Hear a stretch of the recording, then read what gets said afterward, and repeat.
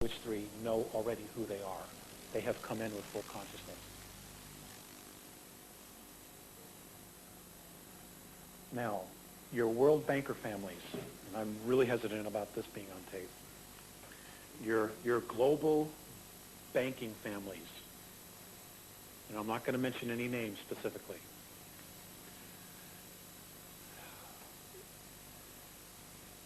The souls that inhabit those physical bodies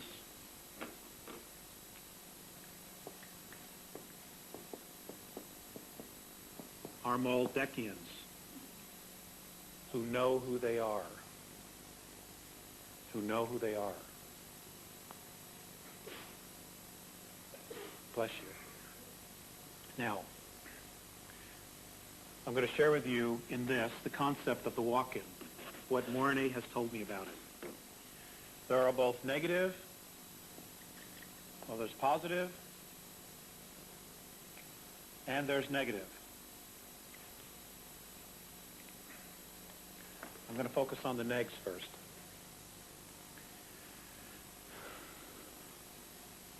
There are many people in our world today, world leaders, who are not who they appear to be.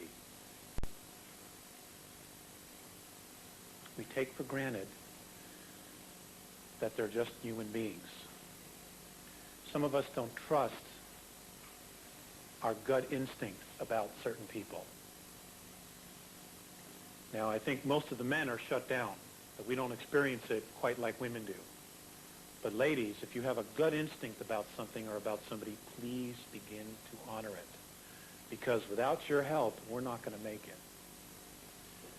It's your turn to step up and make the guy stay home and do the housework, and you take more of a leadership role. It's your time, and you're just going to have to stand up and do it. Okay? Men have ruled the world for thousands of years. We've screwed it up. We need your help. We need your input. Okay? We don't have the answers. And I don't like saying that because it's an embarrassment to me, but it's a reality. And you have to deal with that truth first. The negatives, what they do, and they can do this during an abduction, during a near-death experience, all kinds of other things. Here's how they do it during an abduction. A man will be taken on board a ship during an abduction. His body will be put into a coma. They will slowly bring the body to death. At the moment it achieves death, the soul exits. Do you follow? When the soul exits, using technology, they will replace this soul with another, and they will bring the body back. They can do this in 4 seconds using technology. He gets up, there's another soul in there. It looks like Batman, but it isn't Batman anymore. Okay? It's somebody else who has a completely different agenda. Now, if you're an ET, a negative ET, in order to manipulate third density, you have to be in third density. And this is how they're doing it. This is how they're doing it, along with, their craft and all the other things. But some choose to be in human form. The Orions, this is Orion technology. The regressives, okay, need technology to create what we can do spiritually. That's the fundamental difference. They have to build technology to do what we can do with our minds.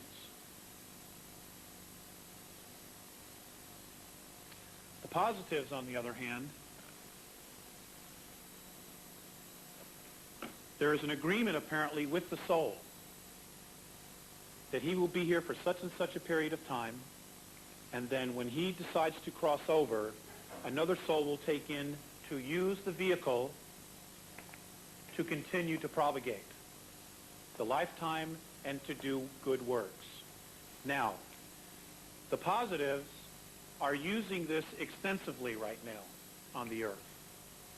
And there are thousands and thousands of what you would call walk-ins here. Because they cannot intervene directly, what they have to do is they have to come in physical form and participate in the process. They are now human beings. And their agenda usually is to help. Now, Mornay has told me that a real walk-in will not tell you who he is or she is. They will not. So I don't know who these people are that are talking about it. I genuinely don't. And I don't know if they are or they're not. I'm just sharing with you his perspective. That's what he says. The real ones don't tell you. But now that they're here, they can positively affect. And they are now subject to the same experience as we are. Pole shifts, biological warfare, all of that. They are subject to all of that now. They are now participating in the process.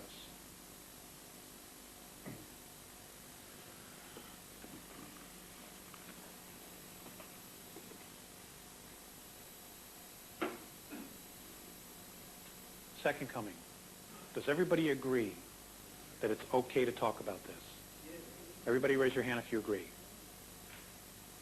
Okay, thank you. Do you guys raise your hand? Yes. Okay. I'm real serious about this.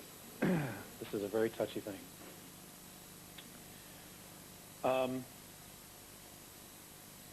As I spoke of earlier,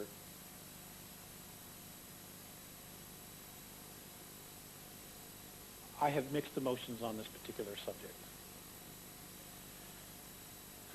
You know, there's one part of me that really wants to be responsible for myself so that when it's my time to cross over, I can stand and say, you know, yes, God, I did it. You know, I take full responsibility for the good and the bad. But there's an element of fear with that because you don't know what's really going to happen. You know, you don't know if God's going to pull out the paddle or if he's going to pat you on the back. I mean, you know, you just wonder. You know, experience is really our gauge. Now, if the Andromedan perspective regarding many of our religious teachings is true, then we're being set up. Now, the Greys have the ability to create a clone. What looks like a human being, but is a robot. Dr. Beater called it a robotoid. Okay? Other people call it other things. My understanding is the only way you will know is if you develop your clairvoyancy, and you can see the energy field around all living things. A clone has no energy field. You will just see a very slight color here, white, on the head, where the microprocessor, organic microprocessor, has been grown inside the body.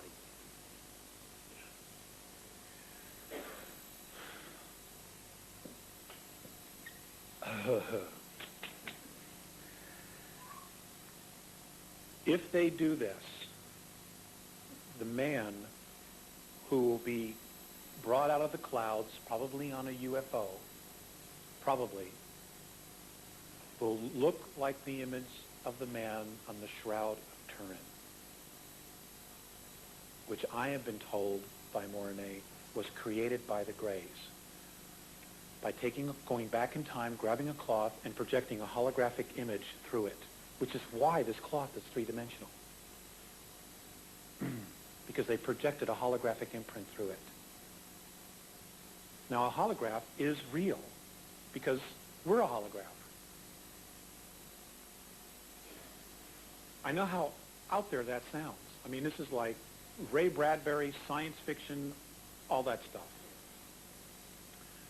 You know, but I mean, let's face it, the regressives are not playing with a full deck here. We already know that. There are a lot of people on our planet right now who are not playing with a full deck, that will do anything to protect themselves, no matter what it is, because they're service to self. Now, I want to tell you that I personally hope that this is not true. I don't want it to be true. But if it is, then I have a responsibility to share it. So I put it out there and let you decide. Okay? You have to decide this one for yourself. This being here is not the Antichrist, who is supposedly another clone that's coming. See, they're going to play this thing out because 2/3 of the world believe it already. You know, well, hell, let's just fulfill it for them. That'll resolve our population problem. They'll kill each other. We'll sit on the moon and just watch all this happen. It's simple if you put yourself in their place. Give them enough rope and they will hang themselves. And we have been fighting about religions forever. I mean, we all agree that we're talking about the same God, but we still play this game. This being here is supposed to come down and start preaching many of the Hindu philosophies. And it will be this soul here, this clone, who is going to ask everybody to surrender their free will.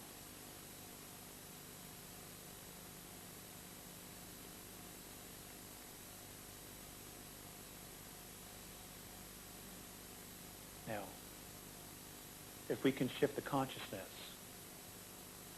as quickly as possible to a place of love, they will not be able to pull this off. And if the Lord is real, then hopefully he'll get here a lot quicker.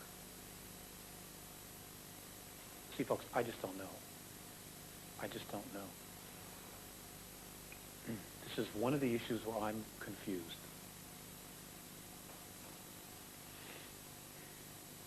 And the others I'm not.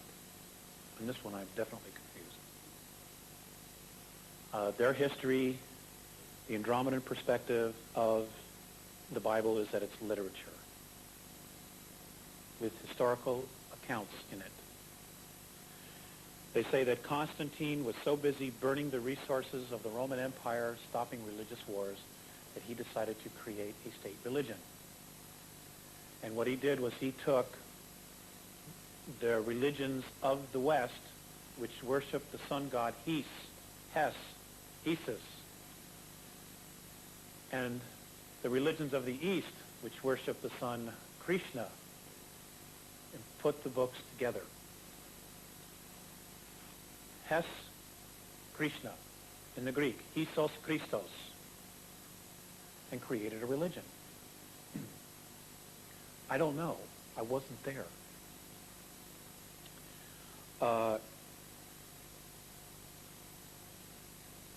Mornay said to me once, well, why is it that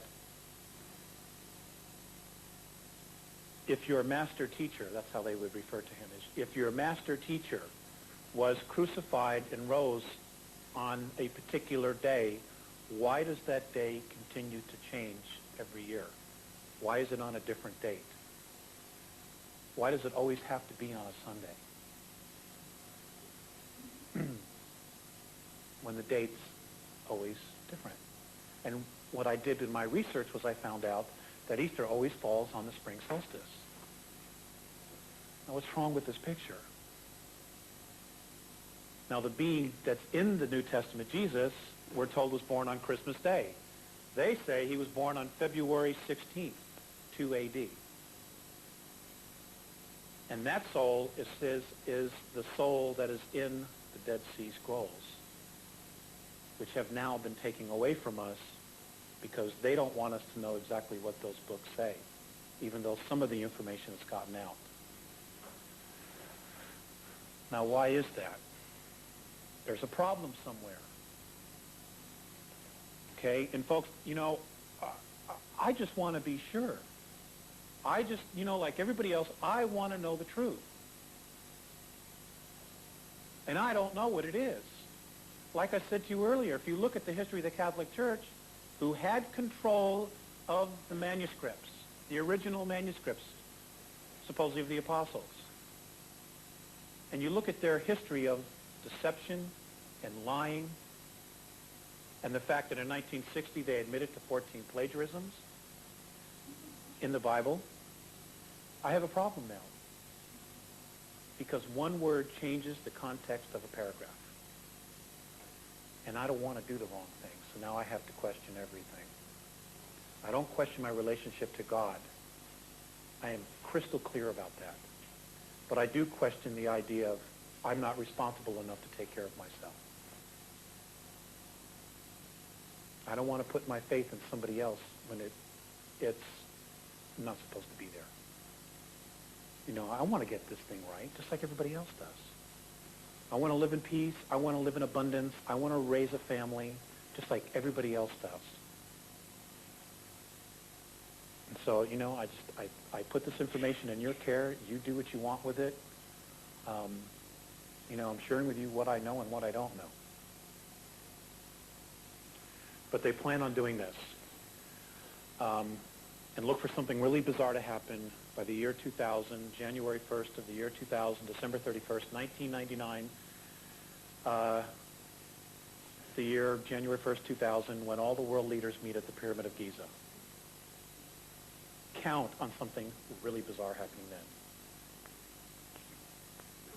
We will probably know and have information from extraterrestrials long before then.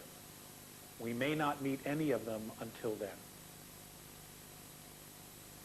But the next 5 years, 4 years are critical. They're critical. They are going to be implementing their plan of domination, of free will and self-expression. They're going to.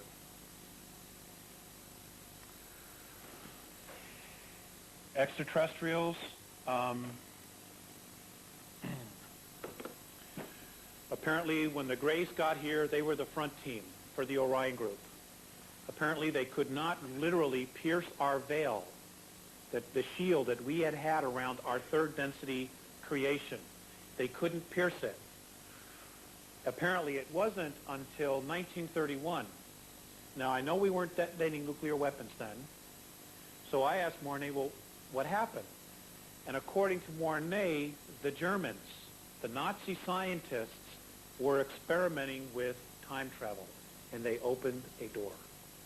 They put a crack in time. And with our luck, being as it is or isn't, there were a bunch of regressives just right there. I don't know how they knew, but they were right there. And they came here officially in our linear time, 1931. And then once they were in our reality, they were able to skip back into time.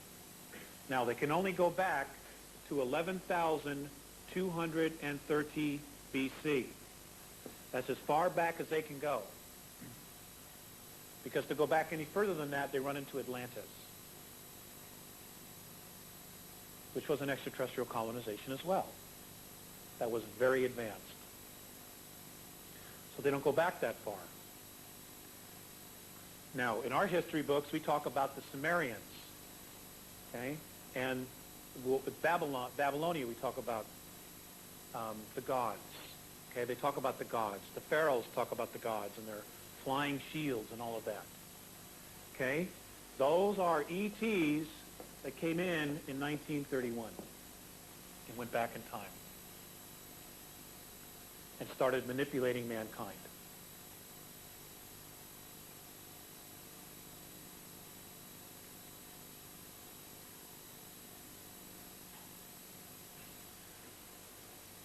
If I had time travel and I took this water jug back and I presented it to a pharaoh, he would think I was a god because I'd appeared out anywhere. I'd looked differently. I'm dressed differently.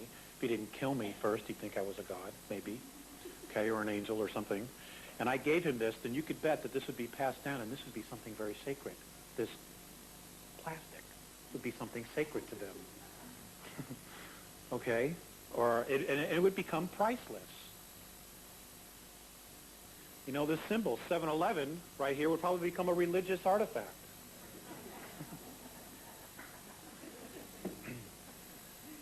You know, there'd be temples built with 7-Eleven on it. I mean, think about it. It's scary, but I mean, it's like, wow. So what they did was, and the Bible even says this, it talks about a rebellion by man of God, okay? But it was really of the gods, of the ETs. Mankind rebelled because they were tyrannized, they were suppressed, they were on the verge of extinction. And because the strongest part of us is survival, they rebelled.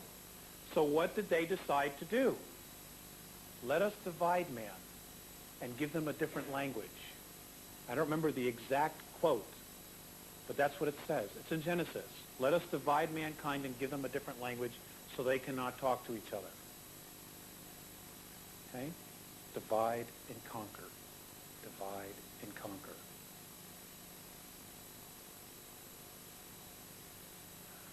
As far as what happened after that, I don't want to spend a lot of time on that, but I would suggest all of you, if you've not had the opportunity to read The Gods of Eden by William Bramley, Zachariah Sitchin's books, particularly, they're very, very, very good.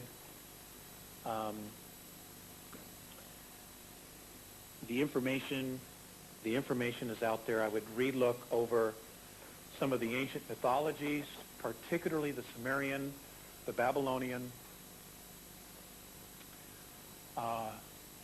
It's all there. It's all there. So there's some plan here, and I don't know exactly what it is. But we are definitely a part of it. And we've all agreed on some level to do this. I wish I knew exactly what it was. Okay. The Patal. I don't know a whole lot about the Patal, except for the fact that they say it's us, that we came from 11th density, us and 21 other star systems. Now, apparently our galaxy is in the middle, pretty close to the middle of our entire consciousness universe, which is why we all seem to be lumped together here.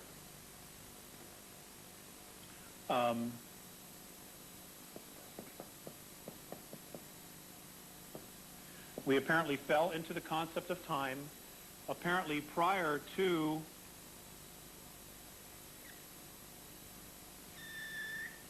$21 billion years ago. In our linear time, that's 21 billion.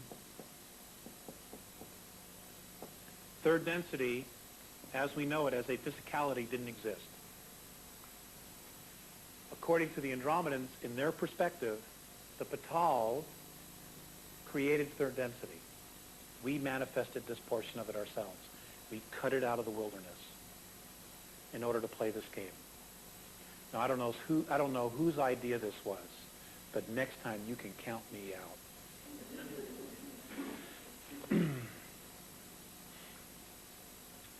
This is what they say. I have no way of proving this. I wouldn't even know where to begin to look. I guess on a soul level, I'll know someday. Maybe by 2007, when all our DNA starts to crack, we'll know.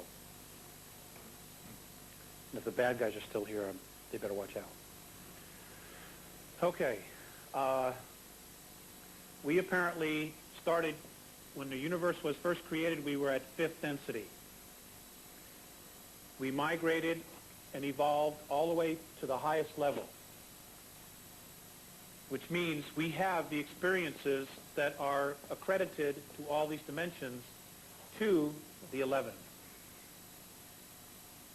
Now, as we're told, everything is connected to each other. We are all connected in some way.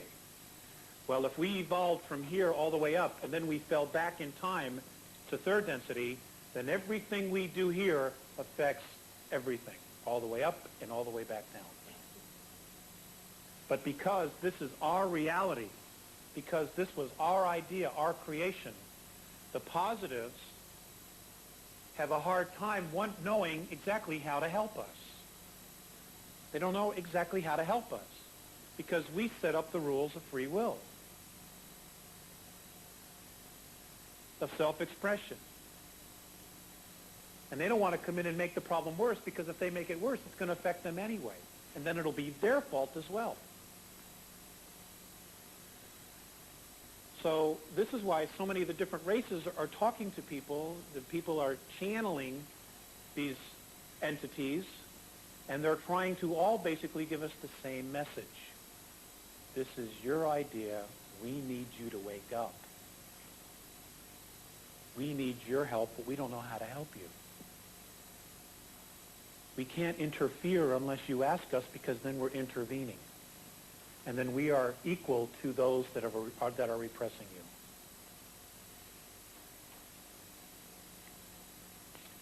It's a tough situation. But I think God's made a decision, and thank God. Because now there's another holograph forming, and it's the 12th. It's a higher frequency than 11th, and it is literally pulling everything up. So I think God, if the Andromedans are right, has made a decision, well, I'm just going to change the game now. You're all coming home. I've let you play long enough. You're stuck. I love you, so I'm going to fix the situation. Which is great, because if he didn't, we only have 40 years worth of oxygen left. So we played it right to the end. We played our game right to the end. We took it as far as we could take it without self-destructing. And we're responsible for that. You know, we're all going to have to stand there together and say, yeah, well,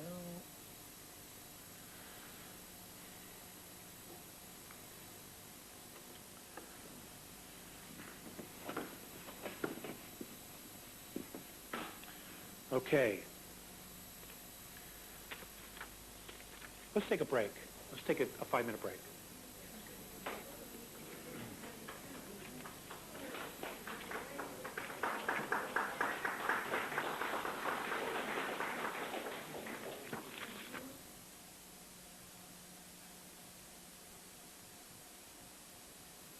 Hi. I want to share some information with you here now about our ancient heritage.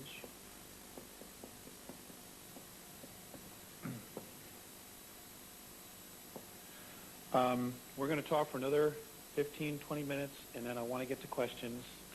I want to talk to you about Lyra. I want to talk to you about what happened in Lyra and how we, the human race, colonized our galaxy. Now, apparently what happened was, based on the age of the suns and the planets and the probable length of stability, it was decided that in our galaxy, the human life form was to be created in the system we know as Lyra. Now, apparently we lived there, the human race lived there for approximately 40 million years, was evolving, living, building. Apparently what happened was that primarily the human race was agricultural in Lyra, in nature. Apparently we were very plentiful, very abundant, and we lived in peace. Then one day, huge craft appeared in the sky.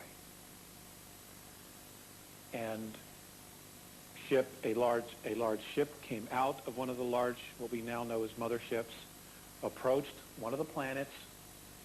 That's name was called Bila, B-I-L-A, Bila, actually, which I guess is a Lyran word. And reptilians got out from Alpha Draconis. Now, apparently the Alpha Draconans and the Lyrans were afraid of each other. However, as I told you yesterday, the Draconans apparently were the very first race in our galaxy to have space travel. And they've had this capability for 4 billion years. Well, apparently when they came and they saw this world with a lot of humans on it, that was agricultural, that had an abundance of food and other natural resources, the Draconans wanted to control it. And my understanding is that there was a miscommunication, a misunderstanding. The Lyrans, in turn, said, well, you want us to help you, I'm paraphrasing this whole long story because I've only got just a few minutes. Apparently, the Lyrans wanted to know more about the Draconians before they offered their assistance, before they offered help. Well, misunderstood the Lyrans' intent to want to know more about who these beings were. And what the Draconians did was they took it as a refusal. And they went back up to their ship and they attacked. In Lyra, there were 14 inhabited planets. When they attacked, the Lyrans were basically defenseless. Now, they did have some space travel that was capable of going between the different planets in the system, but nothing really long-term. They couldn't just, go across the galaxy. So what happened was, when they attacked primarily these 3 planets.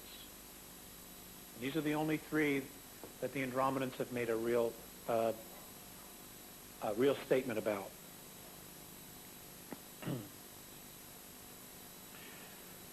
These 3 planets were completely destroyed. 50 million Lyrans were slaughtered. It is here that the Draconians began to look at us as a food source. This is how old this struggle is between the reptilian races and the human races. Not all human races are, not all reptilian races are dark.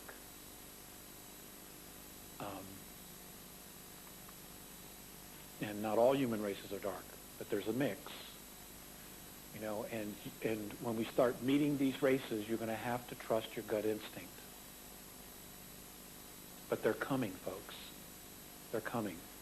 Hail Bob is on its way here. It is not a comet.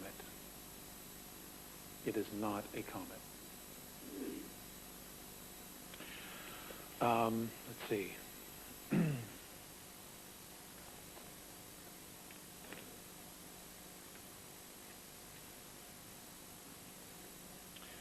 Okay, I want to talk to you and share with you information regarding the Draconians.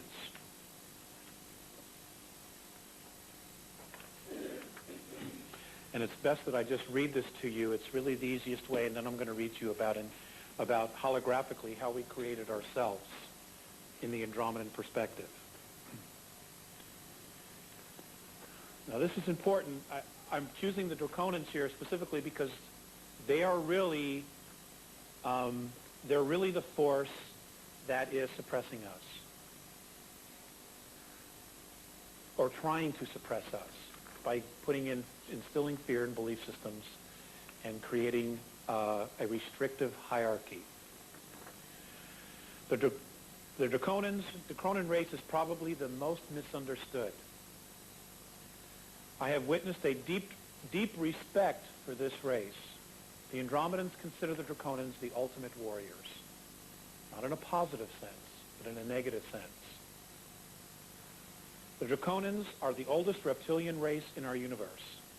Their forefathers, somewhere in our most ancient past, came to our universe from another separate universe and/or reality.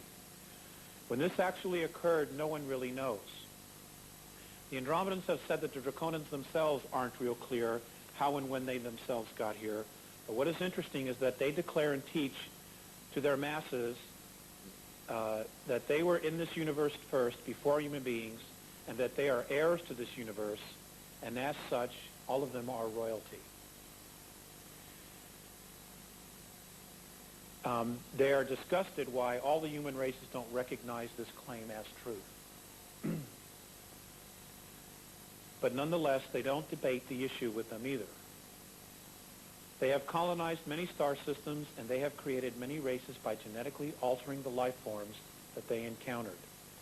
The most densely populated area of the subraces of the Draconians is in the constellation of Orion, which is a huge star system that has millions of stars in it, which are suns, which have solar systems around them.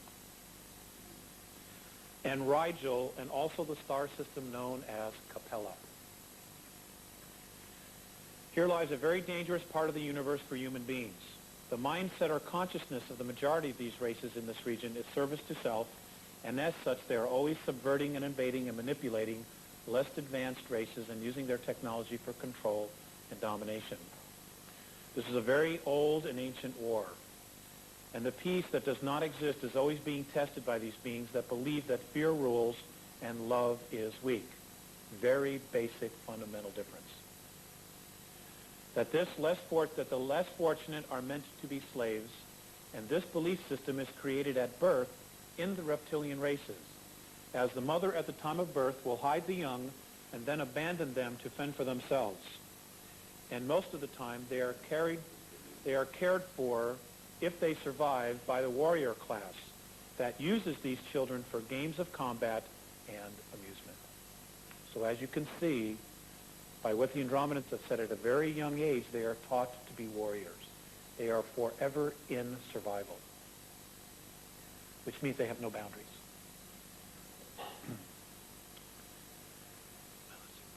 They believe that there are ways that if the young one survives, they were meant to.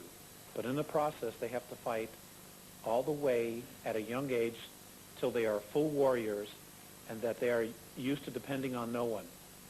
They are very suspicious of all life forms, including their own, but not, of course, to the extent that they would be of humans, because it's ingrained in them never to trust a human.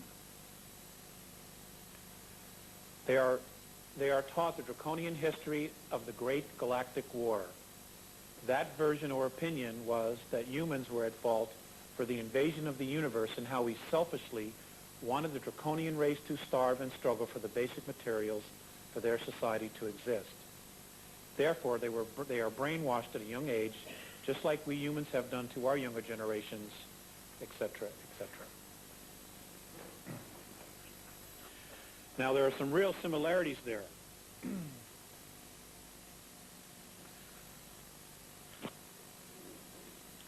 Draconian thought, that's actually an expression here in our world. I would suggest you guys research that.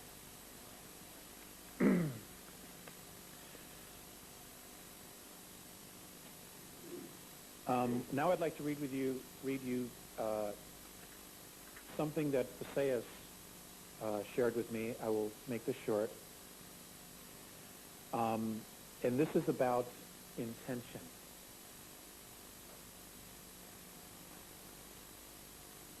The smallest piece of physicality, that which all of you and we build upon, is what your science calls the atom. You are taught that each single piece of physicality contains electrons, protons, and neutrons. And then they are supposed to attach themselves together like a bride and groom in various ways to create what you call nature. Molecules manifest this union and marriage to create you, me, and even your elephants. We would like at this time to expose a flaw in the network thinking of your Terran sciences.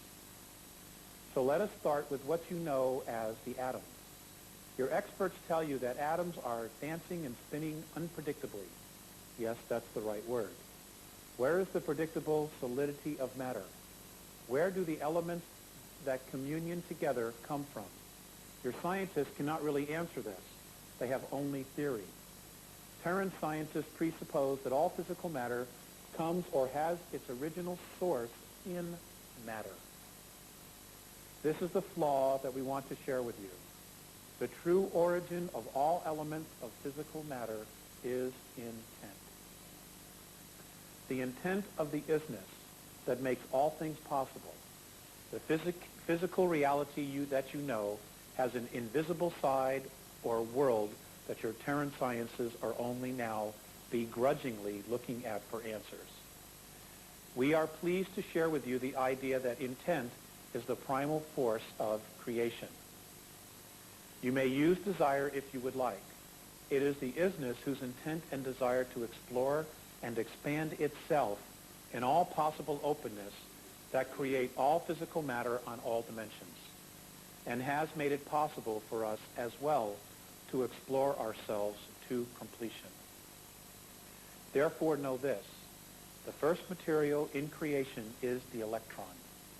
The electron is the first tool in which to build upon your reality in the physical.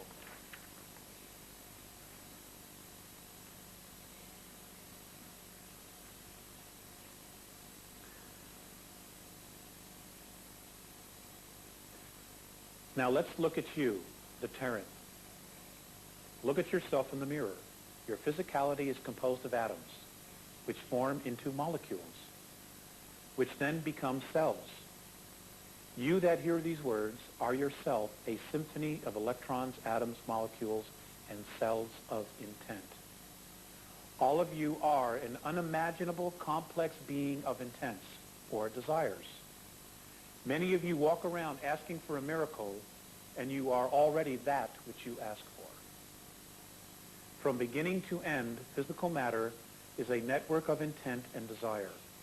The isness then spins consciousness into the matter, and what you have is life. Physical third density life. From the smallest organisms to you, the zenith of your creation, with your modest and reasoning mind. What you see and experience is only the smallest part of you, the tip of the iceberg, maybe one would say, the outer expression of an inner event.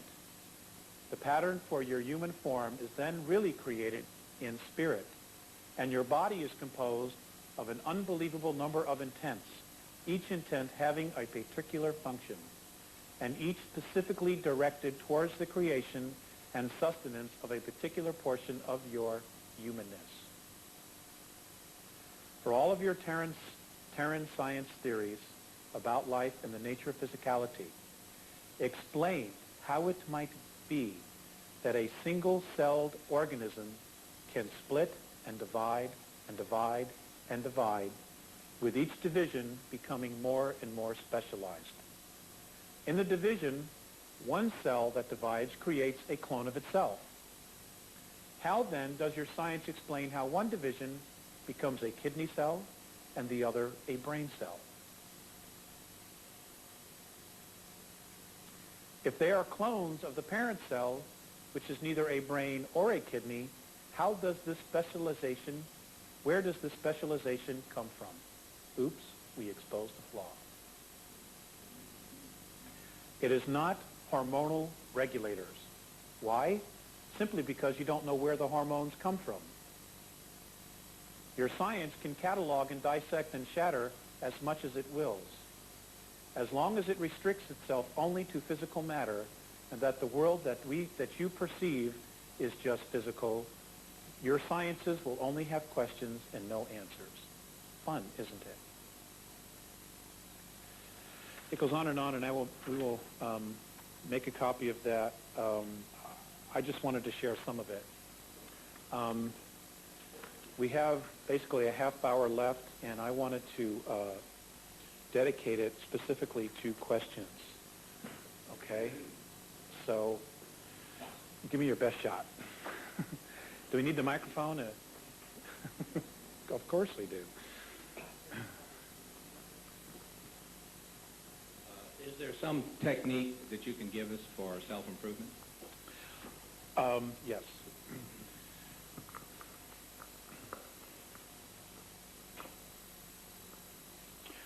I was given a meditation or an exercise, for those of you who are sensitive to that word,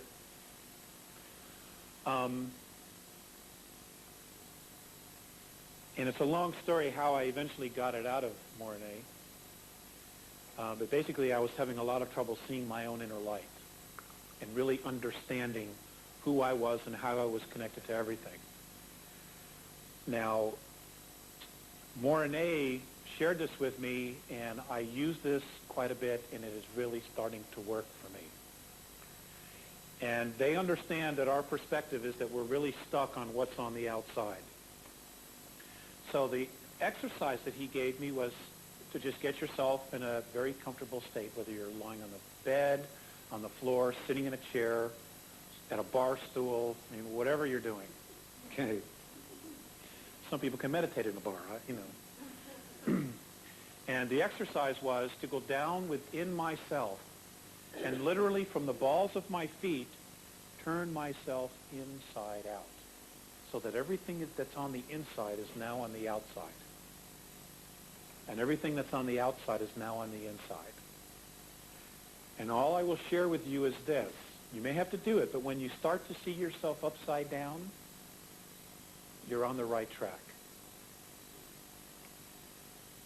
Keep doing it until you get yourself upside down. Then you know you're doing it right. Because nothing appears to be what it really is. That's the illusion. In fact, you folks are looking at me. In reality, your eyesight, your eyes are seeing me upside down. It is your brain that turns me around. So which is right?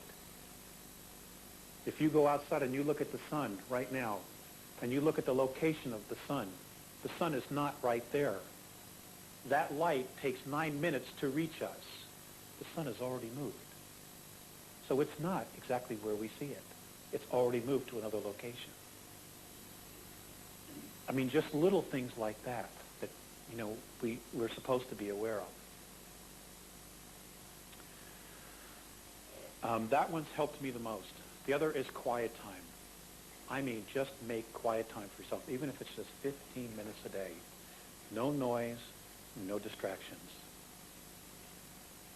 You know, we're blessed because we live 20 minutes from National Forest. And I have no problem escaping to the forest. You know, here in Texas, I don't know what you folks do, but find some quiet time, at least 15 minutes a day. It's really, really important. And for you men, it's really, really important that you listen to your bodies.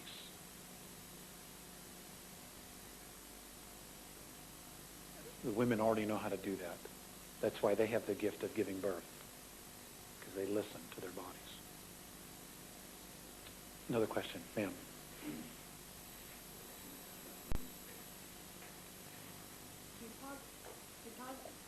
John, thank you.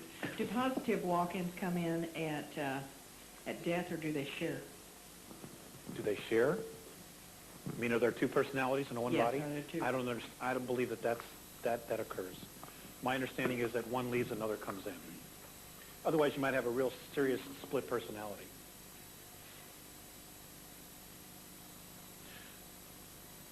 For sure. Excuse me. Earlier you said something about the overpopulation of the earth. I think, did you have a chance to look that up, Pat? Maybe this would be a homework assignment for all of us. I heard on the radio several months ago, I was driving and didn't have time to catch the whole program, but the guy said that you could put every person on the earth in Texas with 2.5 acres. So I guess you just have to go look up how many acres in Texas and divide it out by 2.5 and see. But it gives you an idea of how the government is lying to us. Mm-hmm. I don't think that's any surprise, but thank you very much for sharing that. Ma'am, I just wanted to add about what you asked about, you know, walk-in sharing the body. According to Theseus, those beings who have been classified with multiple personalities, what it is, apparently, is there is an imbalance in the hemispheres of the brain, the electromagnetic frequencies in the brain, and what is happening is the split personalities are actually past life memories that are bleeding through.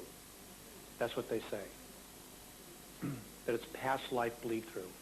And they move in and out of these different realities because the mind is a hologram. It records everything, and everything is still there. We just tap into it in very different ways. And that's what they say. Yes, ma'am. There's a group called Abraham.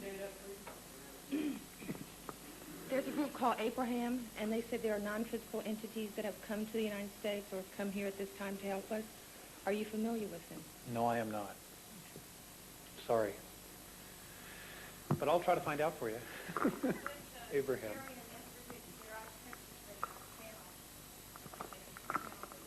Okay. I'll find out.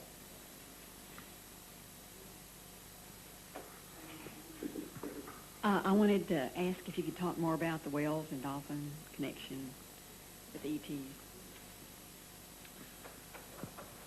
Well, like I said earlier, the whales and the dolphins apparently have come from Cirrus A. They were brought here specifically. They've been here a very, very long time. They are very evolved.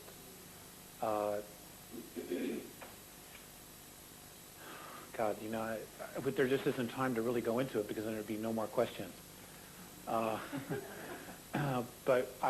we can talk about that at a later date on the phone. Okay? Next question, please. I have another question about a walk-in. Drumolo Melchizedek does the Flower of Life seminar, and he claims to be a walk-in from the 18th dimension. I'm wondering where the 18th dimension is, since you haven't mentioned it, and what can you tell us about him? I do not know the man personally. I've only heard rumors to that effect. And my understanding is that there is no 18th dimension, that the highest is 12, and that's just now being formed.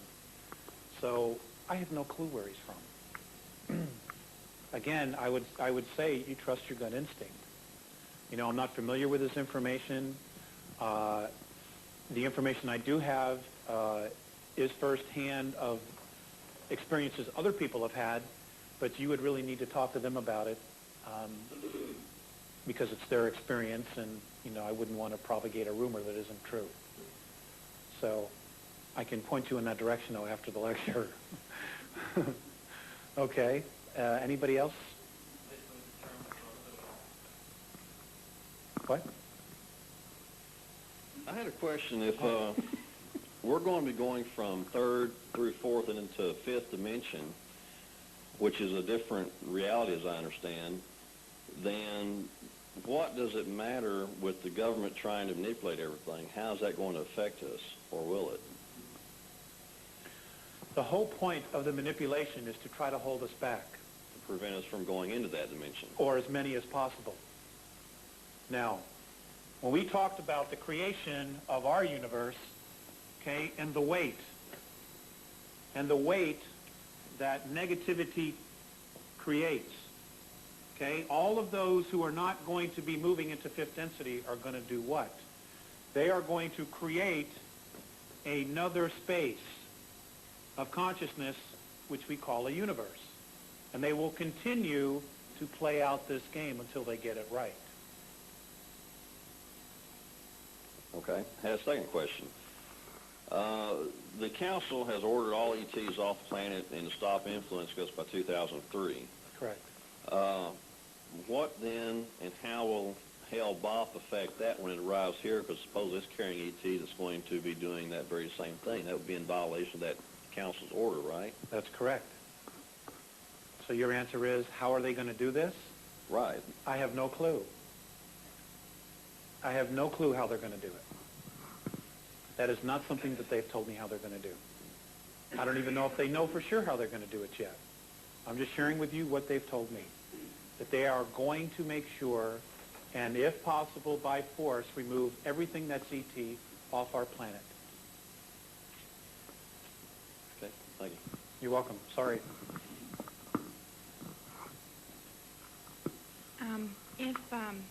In listening to all this, if the only way that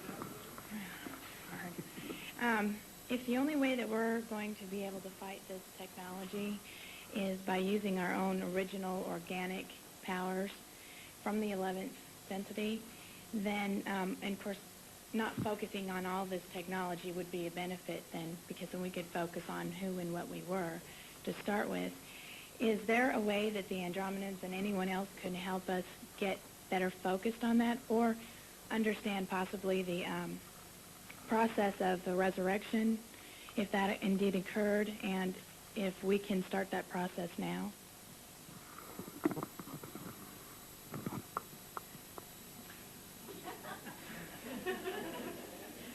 That's a real simple question. Oh, I'll ask.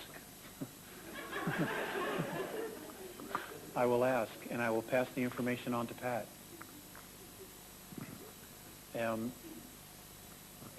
As far as the resurrection, the biblical resurrection, if it really happened, don't know. But I will share with you this, and I know Pat has had his own experiences, but I will share this with you that I heard a few days ago on CNN about a baby that was born, lived for just a few hours, and crossed over. Well, the hospital people gave the mother the child to allow her to grieve. Now, the child had been dead 3 hours and 15 minutes. This was on CNN.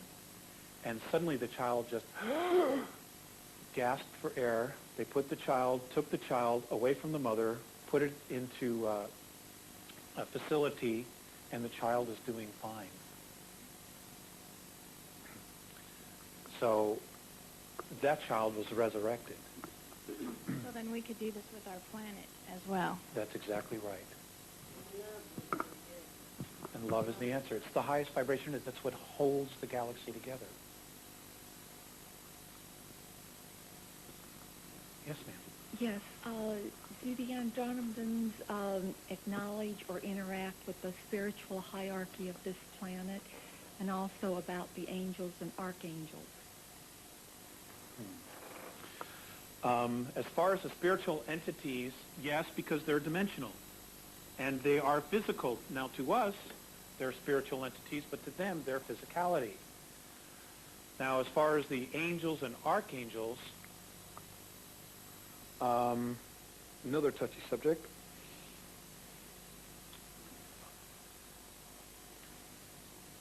In their perspective, we're all angels.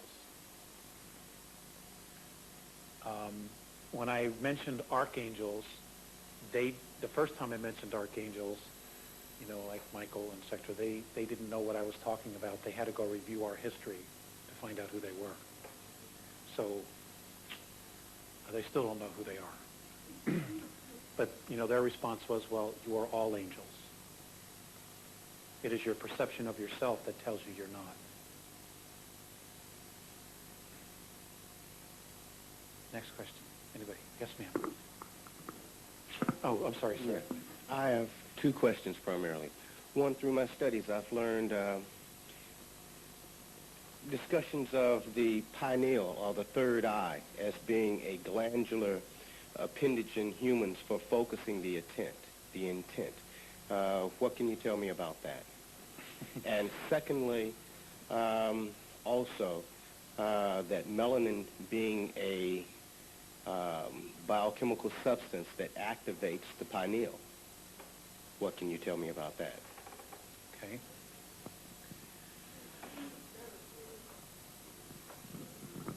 No, melanin. Exactly.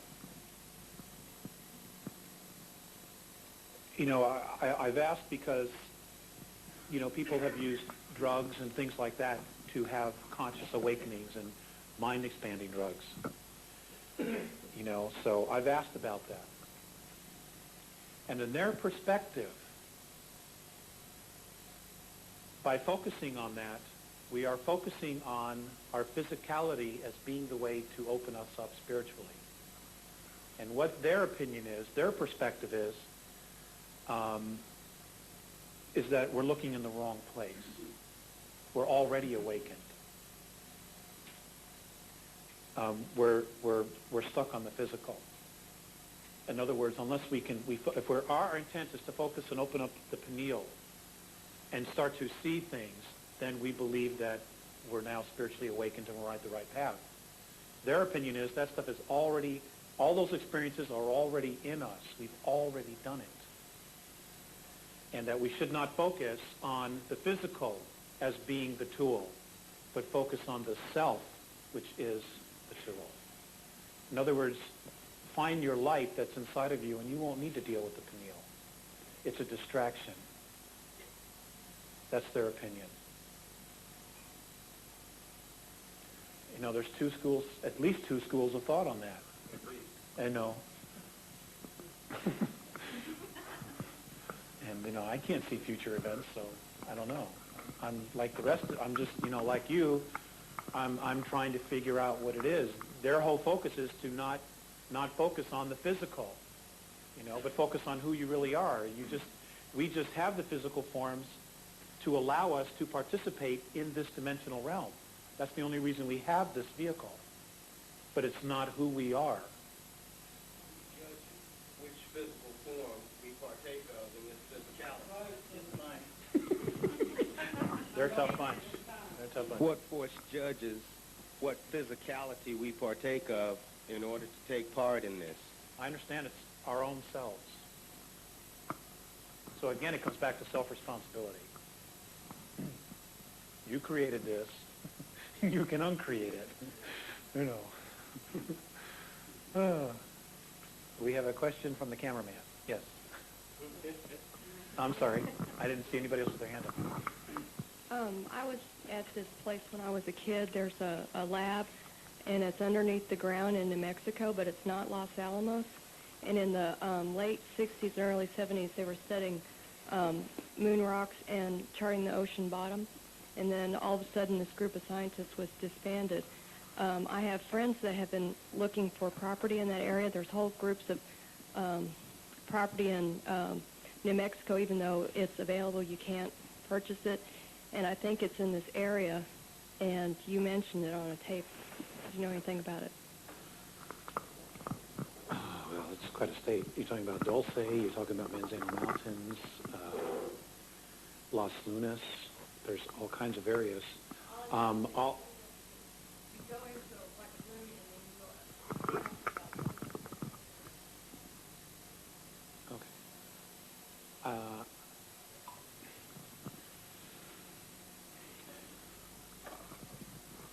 I was in New Mexico over the harmonic convergence in August of '87.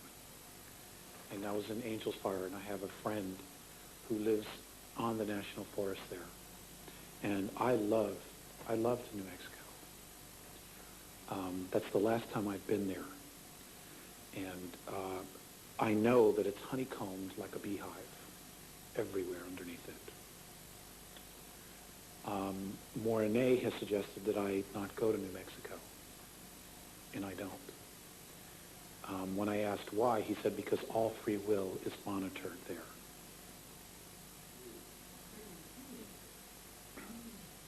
So, that's all I know. Where this particular place is, it could be almost anywhere there. I know there are huge underground facilities and trains and things of that nature underneath it. But that's all I know. But I love New Mexico. I have a lot of friends there that I would love to go and visit. But I've been asked not to go, and I'm going to honor that. I'm definitely going to honor that. Yes, I'm sorry. See you, Richard. I'm trying to frame my questions. I'm not looking for a lot of response to my questions. Just I want to bottom line and some things for myself. I thought it was quite interesting. One of the papers you read there, from what I heard, was just bringing up the notion. Well, it was bringing up an opportunity for us to question our conviction of the notion of reality and matter. You begin to read, and he was pointing out how we, in our natural sciences, understand the atom and so on and so forth, and the cells, and he was pointing out the inconsistencies in that. And what I heard in there was he was giving us an opportunity to see the fallacy in our belief system connected to matter. And was I getting that as it was being attempted to be put across? That's exactly correct. Okay. So what I see he was doing was just inviting us to take a look at our conviction to reality and matter. He was questioning reality and matter. That's exactly right. Okay. I'll go back to what I said last night. That Mornay had addressed to me. It is not so important what you believe in as to why you believe it. And what's happened is we have gotten so stuck in dictating our truth or our reality based on experience instead of creation of it, creation of our experiences.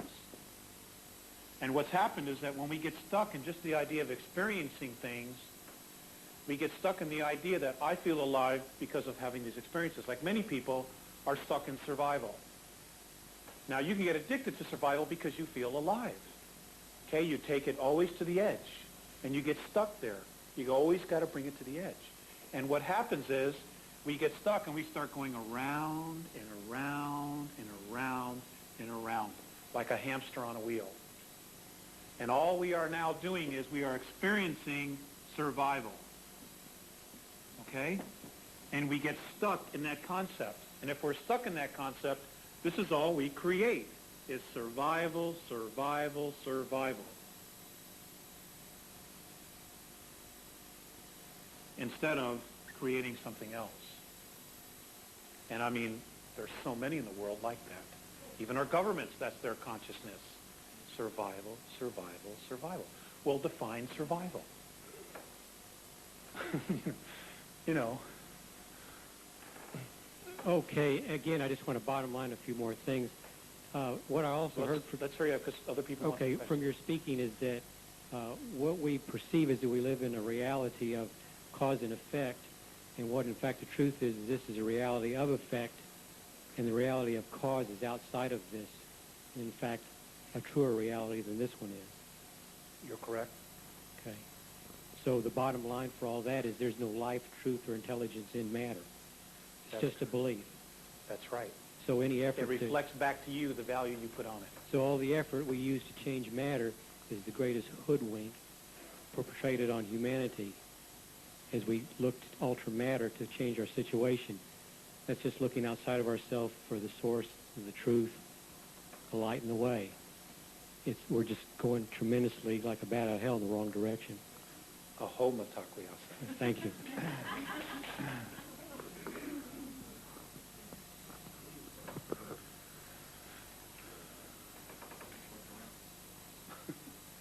The other day, you mentioned that some of the ETs have come back from the future to help us right a terrible wrong. No, I said I have been told that some of us, have come back from the future to right a terrible wrong. Reincarnated? Yes, sir. Okay, that may change my question then. What I was wondering was if it was possible for that to happen, then wouldn't it be possible for the adversaries to do the same thing? Yes, sir, it is. And couldn't that cause some kind of a time loop to sit here and just be repeated over and over? Yes, sir, it could. Okay. But there's one factor, and that is what occurred on March 23rd of 1994, where the color, light, sound started emanating from the black holes. That's changed all the games. It's brought it all to a focal point. Okay. Can you give a little bit more detail on Hellbop, who they are and what their purpose is, what they want? I don't know that. All I know is that Morane has told me that it is a protocol ship from Orion. And they know a protocol is, as I understand it, a team that comes in the front and prepares the way for the ruler or the king or the queen or whatever, okay, prepares the way. That's exactly what they're doing, okay? Means it's going to get ugly.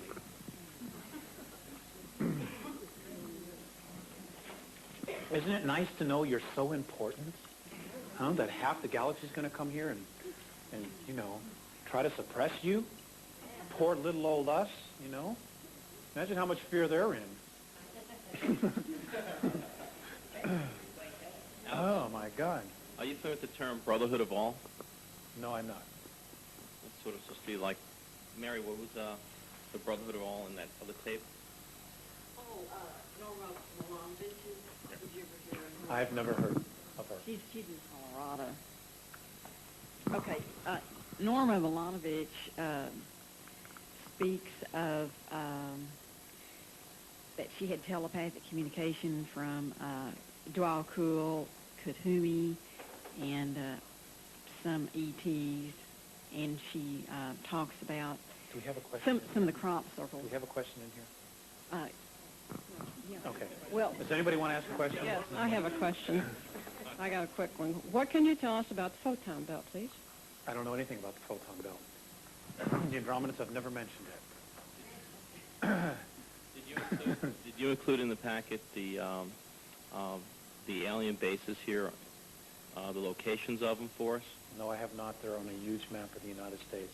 I will get that to Pat. Thank you. On that map are both the good and the bad and the indifferent.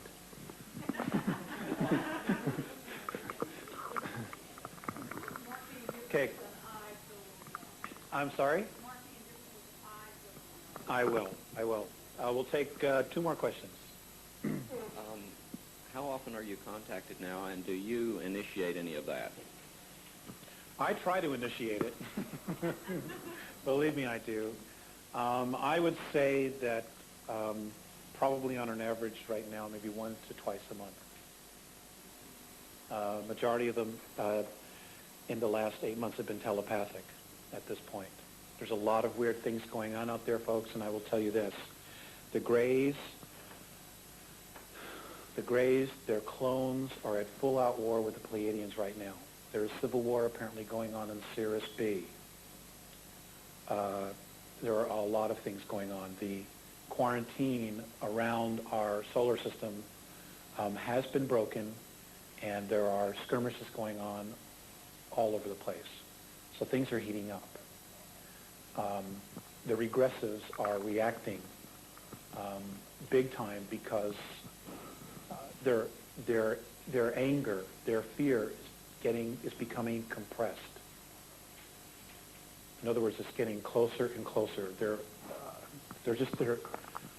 It's because their density is compressing. They are feeling all of their emotions mirrored back to them, so they are reacting more. We're doing that here on Earth as well. Many people are really starting to get buggy. And it's the energy. It's definitely the energy. It's compressing on itself. And if you are restrictive inside of yourself with the energy, it's going to react. It's going to come out of you. And you're going to lash out because it's an explosion of energy. And the Earth herself is going to be doing this. When we have the real earthquakes, where the whole Earth will shudder. And it's going to happen. It's definitely going to happen. And this is her way of releasing the negativity that she's been holding on to. She cannot take that low frequency with her into fifth density. So she's going to cut it loose. And it's our own stuff. She's only going to be mirroring back our own stuff. So, again, I just want to say, to wrap this up,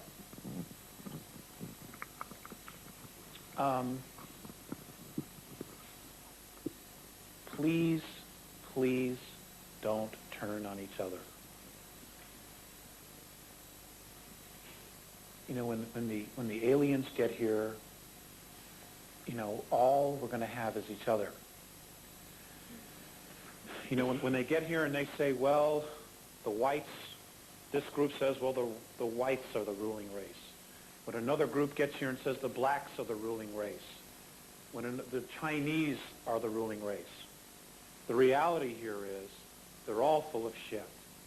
We are a race of beings living on a planet. We are a race, regardless of the color of our skin. This is the only planet in our galaxy where all these different races live together. Do you know that? This is it. And they've got us warring with each other. We're being duped. Don't turn on each other. We are all that we have as a race. When the Andromedans come down here, they don't look at the United States as a race. They don't look at the blacks as a race, the Chinese as a race, the Japanese as a race. They look at us as a race. They look at a planet, and it doesn't matter the color of their skins or their beliefs. They look at us as one race. And they're right to do so, because the whites kill the whites, the blacks kill the blacks, the Chinese kill the Japanese Japanese kill the Chinese. I mean, it's just, what difference does it make if we're killing each other? Yes, ma'am.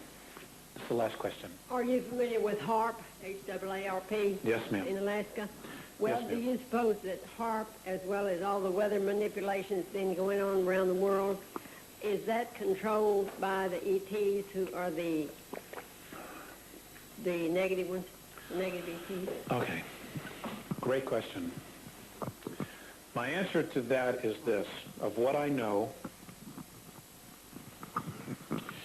the weather modification is being done from the moon. And how they're doing it is they're crossing particle beam weapons, and they're moving storms, literally creating storms, and then moving onto the coasts of unfavored nations. Okay? This is being done by mankind. And this is being done from the moon. HAARP, the reason for HAARP and the weird things that it's doing are just a byproduct. There are real specific purpose for trying this technology is to create an electromagnetic shield around the Earth so nothing can get in, because they're very concerned about the invasion that's coming. What does HAARP stand for? Good question. An article that came out in Popular Science. There's a book, actually, there's a book that's out, and it's called Angels Don't Play This HAARP. And I've gotten halfway through it, and it'll keep you up nights. I kid you not. We are definitely messing with stuff. Now, the Pleiadians told Billy Meyer that somewhere around 2008, there was a possibility that the United States government would do something that would ignite our ionosphere into fire. And this sucker, what they're doing is putting billions of watts of electricity into our ionosphere. It's set the radiation belt fire. What's it called? Van Allen belt fire. Right. We've been told about that. I don't know anything about that. So, and that's actually in Randy Winter's book. He also mentions that that the Peace talk about that. You know, and this technology would certainly do it. You know, but it's to create an electromagnetic shield around the planet because they're worried. You know, they got, you know, the people that are in the military, and I mean, you know, I feel sorry for them. I feel sorry for those beings that are in the NSA that maybe got themselves involved in this way back in the 50s. They have totally put themselves square in the middle, and no matter what happens, they're in big trouble. Because when the people find out, the only safe place they're going to have is the moon. Okay? I kid you not. When we find out, when it all comes out, what they've done to us, that's the only safe place they're going to have. But once they go to the moon, they're going to have to hang out with their regressive brothers and sisters, you know, who will eat them for lunch. So, I mean, they're in trouble either way. You know, but they did it themselves. They did it themselves. Ladies and gentlemen, it's been an absolute pleasure for me. I want to thank Pat and Nancy and his family for having my wife and I here. And I want to thank all of you for spending more time. You've been gracious. You're awesome. And don't ever forget that. No matter what your friends say, you're awesome. Thank you very much.